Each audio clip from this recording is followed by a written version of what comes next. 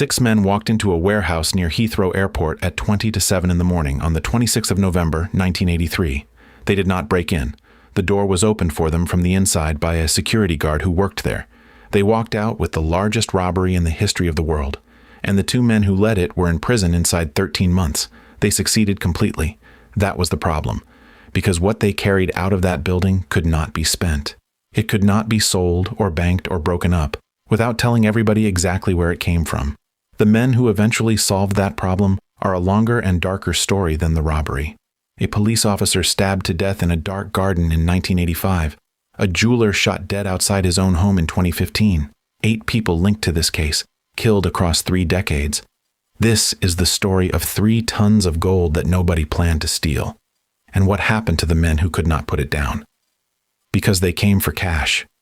What was actually in that vault was worth far more, and it was far worse to own. And it turned out that stealing it was the easy part. Most of that gold has never been recovered. Not seized, not returned, not found.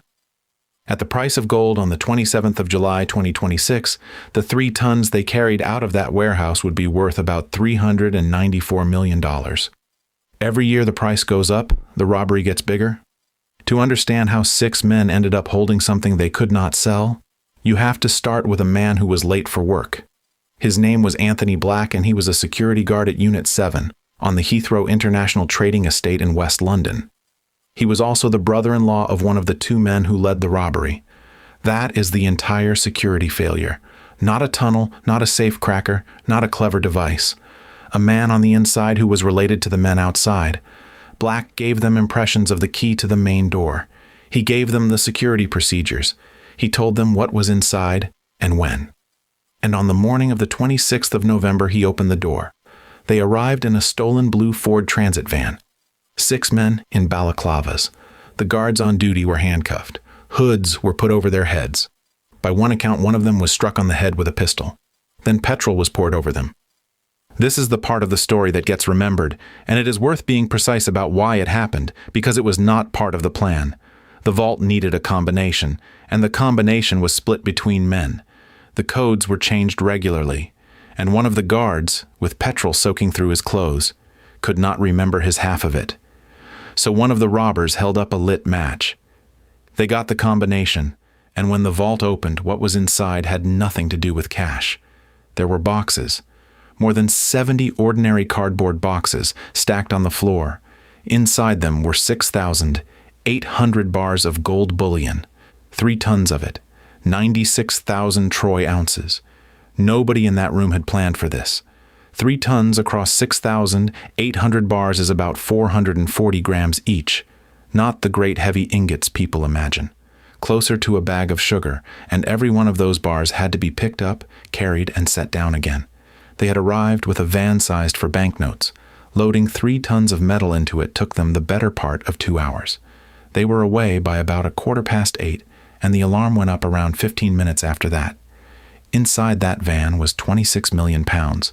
That was the total, across the gold, the platinum, 1,000 carats of diamonds, and $250,000 in travelers' checks. Lloyd's of London paid out 26 million pounds.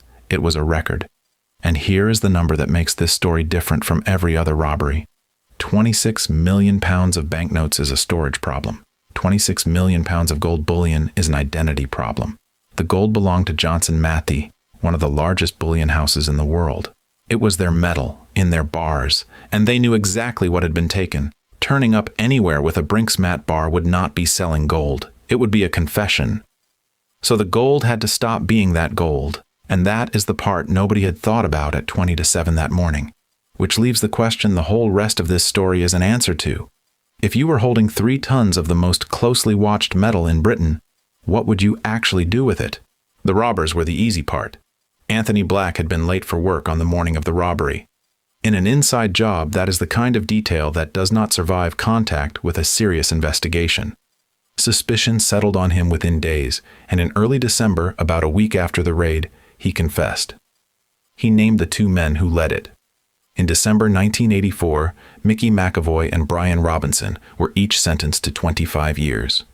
Black was sentenced to 6 and ordered to repay 26 million pounds he did not have.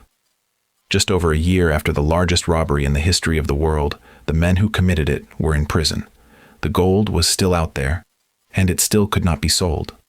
McAvoy had handed his share to men he trusted to look after it, Brian Perry and George Francis. They needed somebody who could do the one thing that mattered, which was to make 3 tons of traceable bullion into something a bank would accept.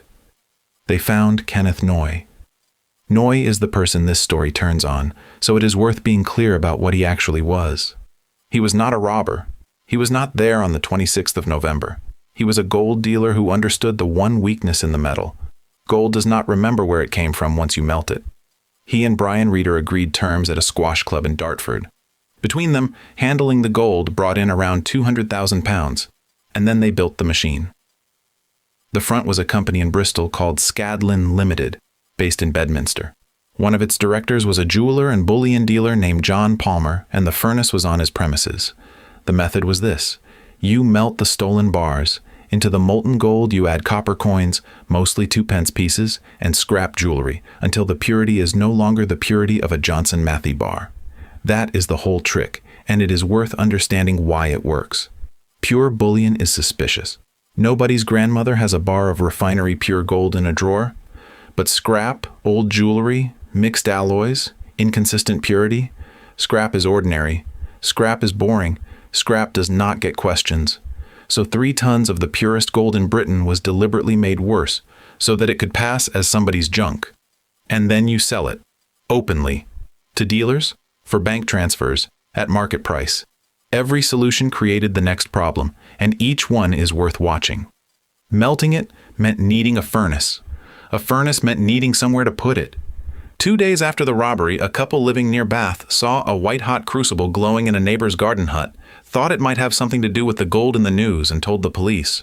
Officers came. They said it was outside their jurisdiction, and that they would pass it on to the force responsible. Nobody came back. The couple were never asked for a statement. No explanation has ever been given for why it was not followed up. The furnace was still there, in that hut, when police finally raided it more than a year later. Selling the gold meant needing paperwork. Some reason you had gold to sell at all. And by one account, Scadlin rented pop-up shops in Bath and Bristol, encouraging people to bring in their scrap gold at above market prices. Paying too much was the point. It generated a mountain of legitimate invoices for gold coming in. The same account says that when the question of where the rough bars came from needed an answer, one was invented: a gold mine in Sierra Leone. There was no mine. About 13 million pounds of gold went through that operation. Which brings us to the last problem, the one that had no solution. You can disguise gold. You cannot disguise money. 13 million pounds moved through branches of Barclays in the Bristol area, and a volume like that, in that place, in that period, was not normal. It was noticed. According to the record, it came to the attention of the Bank of England, which informed the police, although the Bank of England denied doing so. That is what undid the largest robbery in the history of the world. No detective solved this. A bank noticed that too much cash was moving through the wrong branch.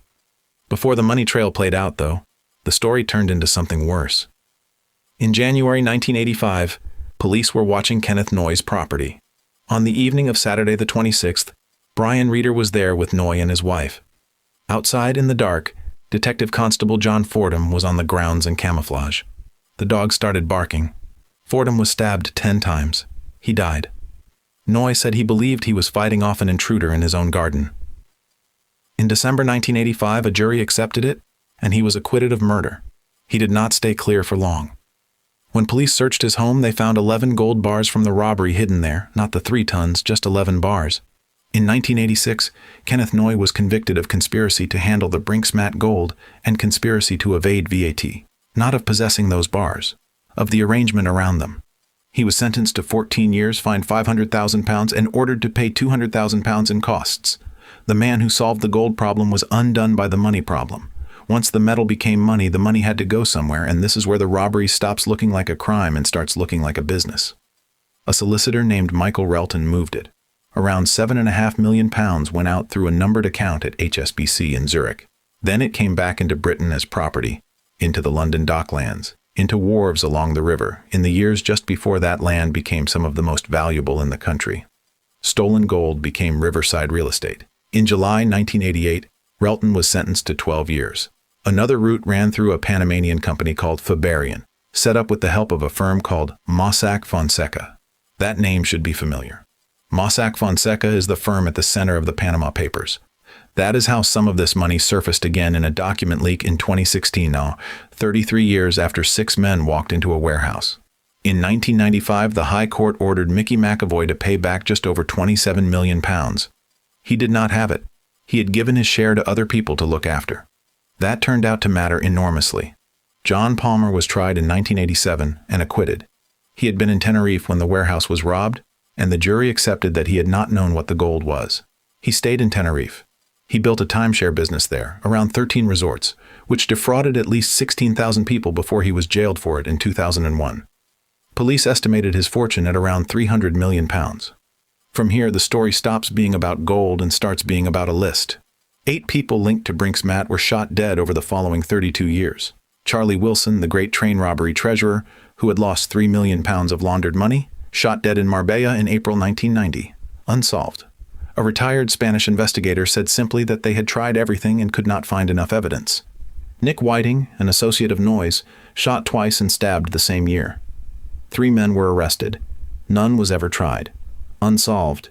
Keith Headley, a suspected launderer, shot on a yacht in the Mediterranean in 1996, a long way from any of this.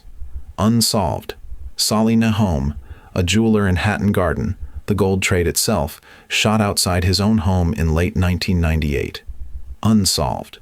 Brian Perry, one of the 2 men McAvoy trusted with his share, shot 3 times in the head in Deptford in November 2001, having been released from prison earlier that year. Unsolved. And John Palmer, the man who was cleared of everything, the man whose premises held the furnace, shot dead in June 2015. Around 700 lines of inquiry. His killer has never been found. But 2 of the 8 were solved, and this is the part that gets left out. Donald Urquhart, a money launderer, was shot on Marylebone High Street in January 1993. 2 men were jailed for killing him, and a third for his part in it. And George Francis, the other man entrusted with McAvoy's share, was shot outside his courier business in Petts Wood in May 2003. 2 men were convicted of his murder and given minimum terms of 20 years. Here is what the court heard about why. Not gold. The evidence, as reported, was that the killing was ordered over a personal debt of £70,000, and the man alleged to have ordered it was acquitted. So the curse, as it gets called, is partly a matter of record and partly a story people tell about a matter of record. 6 of the 8 were never solved. 2 were. And one of those 2 was, on the evidence heard in court, about something else entirely. Kenneth Noy served his 14 years and was released in 1994. 2 years later, on the 19th of May 1996, he stabbed a 21-year-old man named Stephen Cameron to death on a slip road off the M25. He fled the country, was arrested in Spain in 1998, extradited and convicted of murder in April 2000 on a majority verdict of 11-1. He was released on license on the 6th of June 2019 at 72 years old. He remains on license for the rest of his life. Brian Robinson, who led the robbery, served his sentence and is reported to have died in a London nursing home in 2021 with nothing. And the gold. About £1 million of it was found stored at the Bank of England. By 2004, around £25 million had been recovered, but that figure is assets and cash clawed back through the courts, not metal returned to a vault. Most of the 3 tons was never recovered, not seized, not returned, not found. It simply stopped being identifiable, which, if you are the person holding it, is the same thing as getting away with it. By 1996, the press estimated that about half of the gold, the part that had been melted and recast, had found its way back into the legitimate gold market, including on that estimate into the reserves of Johnson Matthey, the company it had been stolen from in the first place. There is a story people tell about this, which is that anyone who bought gold jewelry in Britain after 1983 may be wearing a little of it. Nobody has ever proved it. It gets repeated anyway, and what it really says is that nobody can rule it out. What can be said is this: 6 men went into a warehouse near Heathrow expecting to carry out cash, and carried out 3 tons of gold instead. They got more than they came for. Not one of them kept it. And every year, as the price of gold climbs, the thing they could not put down keeps quietly becoming worth more.